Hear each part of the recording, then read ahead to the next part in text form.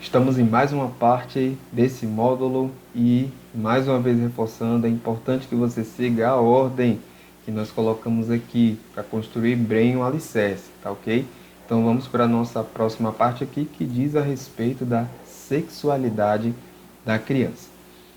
Então vimos nas partes anteriores que a sexualidade é formada como me percebo. É a forma, na verdade, como me percebo e me relaciono com as outras pessoas. Ela tem a ver com o afeto, com o prazer, com as palavras, com o carinho, com os gestos, com a comunicação, com os toques, com a autoestima. E quando a sexualidade começa a ser formada, está aí, desde a vida uterina. Então, a forma como os pais e as pessoas que estão ao redor da grávida se relacionam com o bebê, desde a barriga, impactam também para a formação da sexualidade desse ser humano. Por isso, é muito importante destacar: a mãe grávida precisa ter uma rede de apoio, pessoas que compreendam suas tristezas, seus enjoos, sua sensibilidade. Na gravidez, há muitas mudanças hormonais que deixam a mulher sensível.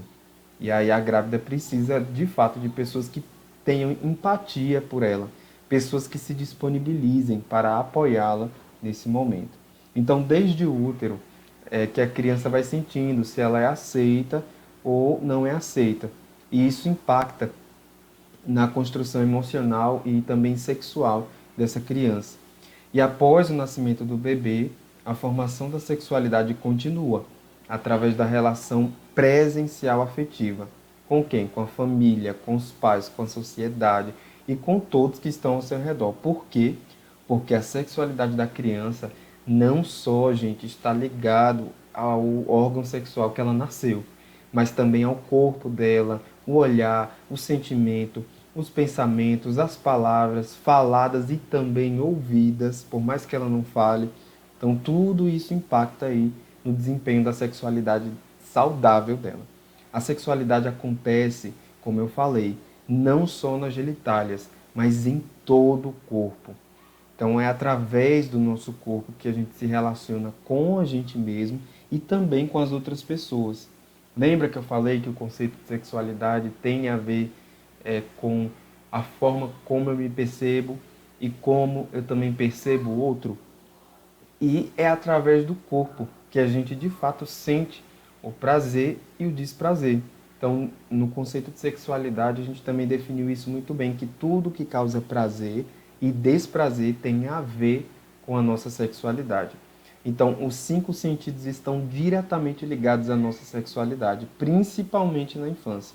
Por isso é importante a gente saber separar que a sexualidade ela não é algo que está só ligado às partes íntimas. E dentro desse conceito, a pessoa que mais vai contribuir com a formação da sexualidade do ser humano nos primeiros anos de vida dele são os seus cuidadores. A gente colocou aqui a figura da mãe, só que também pode ser aquela pessoa que de fato mais tem contato com a criança nesses primeiros anos, porque a gente sabe, né, as famílias hoje em dia elas ganharam outras configurações devido a diversas situações. Às vezes é um pai viúvo, uma mãe que é pai e mãe ao mesmo tempo, né? Então, é essa pessoa, né, que vai ter mais contato com esse ser humano aí, esse ser humaninho, é que vai alfabetizar os sentidos e as emoções da criança, certo? Então, a forma como esse cuidador se relaciona com a criança, isso é que vai formar as bases da sexualidade. Então, se a sexualidade está no corpo, muitas vezes o que, que vai acontecer? O comportamento da criança é algo que normalmente os adultos tentam controlar. Então, o que, que ele tenta controlar, né? Normalmente, os adultos? O que a criança faz com o corpo, se a criança está se tocando, se ela está tocando no outro amiguinho. Então, embora essa sexualidade esteja no corpo, ela não está somente no corpo. Está também nos pensamentos e sentimentos. A gente viu que o conceito de sexualidade ele se expande muito além. E tem até aqui, né, essa frase dizendo que nós podemos até controlar o comportamento das crianças, mas jamais seus sentimentos e pensamentos. Então, se o entendimento da sexualidade acontece somente no corpo, haverá apenas um controle de comportamento. Então, você vê, né? Como um conceito errado, ele vai gerando atitudes erradas. Mas quando nós entendemos que a sexualidade se dá também nos pensamentos e sentimentos, aí sim é que a gente começa a agir de forma adequada. Aí a gente procura buscar também entender essa criança, compreender o que ela sente, se aproximar dela. E é aí que acontece de fato o processo da educação sexual.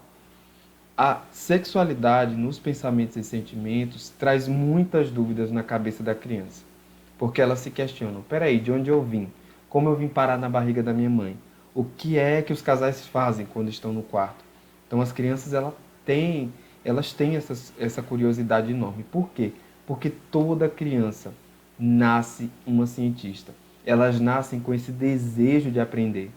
E às vezes os adultos são duros e se expressam de um modo que acaba abafando, apagando essa natureza com frases como: cala a boca, não pergunte isso não é assunto de criança. E sempre que uma criança fizer uma pergunta para você, responda. Não importa qual seja a pergunta, a criança ela tem esse anseio natural dentro dela.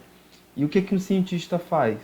Ele não se aquieta até descobrir aquilo que tem vontade de saber, até a resposta da pergunta vir.